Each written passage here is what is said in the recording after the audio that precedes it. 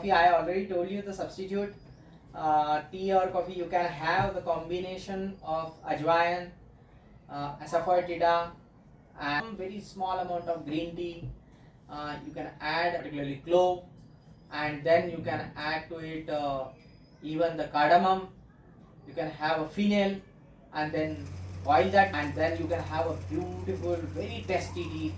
Once you develop this taste, believe me, you will find that your gut is clean, your skin will be very nice. So that can be a replacement.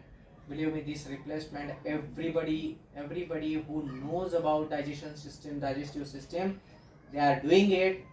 Soon you will find the tea will be completely replaced, because people, they have also published research papers.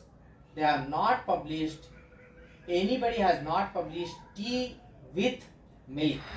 Everybody has published the effect of tea only.